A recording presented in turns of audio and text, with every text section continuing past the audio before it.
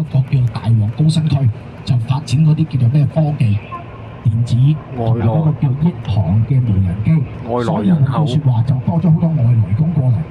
肇慶本地人多啦，包括埋佢哋嘅嗰個外來人口就會去到另外嗰個區。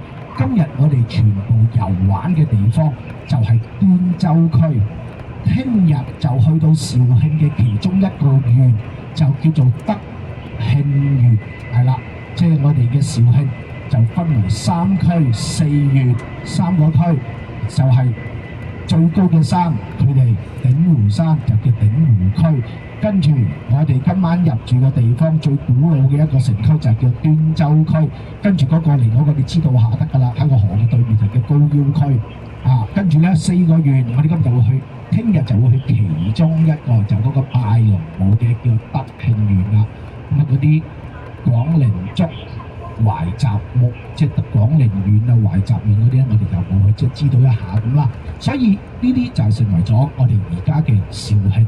肇慶我哋咧雖然去得多，不過阿招咧大概咧用一個簡單嘅鋪排去講解咧，就同你講翻下大概意思嘅啫。當然我哋話咧，我哋上嚟唔要聽呢啲咁文縐縐嘅嘢，我哋要講飲又講食。一陣間去到肇慶嘅時候，就可以慢慢同大家介紹，因為其實你要食嘅嘢、你要玩嘅嘢、你要飲嘅嘢，就喺酒店嘅周邊，好嘛？好啦，咁啊大概就咁樣。今朝大家早起，我見好多瞌咗一瞌啦，咁啊休息下，跟住咧一陣間會揾個咧就嗰個服務區俾大家咧，就可以去洗手間先，因為確實係嘅，因為咧就第一站嘅都等咗好耐下時間嘅啦。咁一陣咧，我哋咧就喺服務區休息咗一下之後咧，約翻個時間，大家上翻車。嗱，記住嚇，可能你個車牌你認得唔到，但係你要認翻住我哋嘅大美中國阿招嘅旗號79。